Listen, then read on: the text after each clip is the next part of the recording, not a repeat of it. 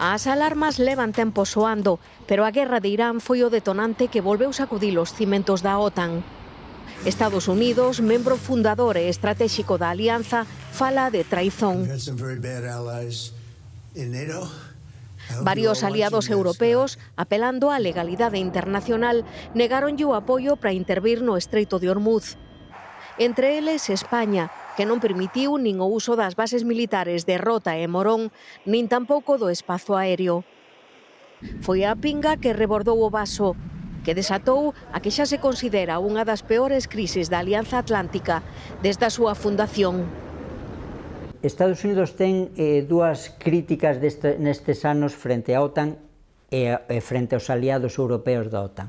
O gasto en defensa, que considera Estados Unidos que é baixo, e de xeito presionou nestes últimos anos para que se elevara, e todos os países europeos, incluído España, elevou o gasto en defensa. E o segundo conflicto é máis do estilo de Donald Trump, porque a OTAN non apoia as iniciativas bélicas de Donald Trump, por exemplo, en Irán ou no Estreito de Hormuz. Claro, aí iso vexo máis criticable. Non podemos, os europeos, non podemos apoiar actuacións tan claramente contrarias ao dereito internacional. Donald Trump fala abertamente de países inimigos e chegou a insinuar que non estaría disposto a participar nunha defensa colectiva se algún resultara atacado, vulnerando a garantía prometida polo artigo 5 da OTAN.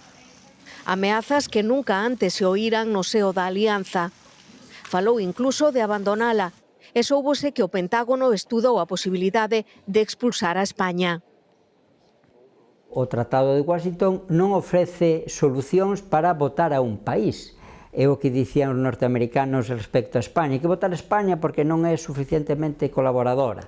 Eso non é posible xurídicamente. Por unha banda non é posible, por outra banda os aliados europeos non queren votar a ninguén nin en España. Ou seja, iso forma parte do discurso polemista que ten Donald Trump, pero eu creo que non ten ninguna trascendencia, nin vai ter ninguna trascendencia xurídica.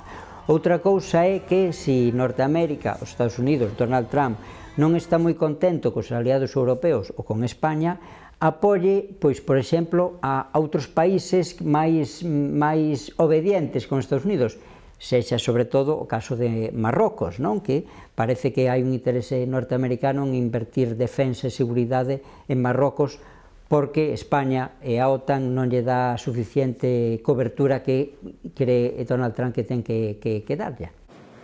O escenario de que a OTAN colapse parece improbable, pero sí que se avista unha transición cara a un maior liderado europeo, co fin de reducir a dependencia dos Estados Unidos. No mundo da defensa agora as cousas son moi sofisticadas, non é como fai 100 anos, non? Agora o tema da robótica, das capacidades autónomas, dos drones, das capacidades de ciberguerra, de ciberameazas, as capacidades de guerra cognitiva para manipular a mente do inimigo ou da opinión pública inimiga, pois costan miles e miles de millóns de dólares ou de euros. Europa non ten esa capacidade. E hai que manter a OTAN ata que, ao menos, Europa teña certa autonomía estratégica e militar. Eso pasará en varios anos. Non sei se se conseguirá, pero mentras Europa non sexa unha unidade tamén en termos estratégico-militares armamentísticos, pois hai que manter a OTAN, sin dúbida alguna, non para que actúe, senón para que disuada, que persuada as ameazas que circundan o século XXI. Que van máis alá dos conflitos tradicionais. A OTAN ten un papel importante para combater ameazas como o terrorismo ou a ciberdelincuencia e para protexer a integridade territorial e política dos países membros nun contexto xeopolítico cada vez máis complicado.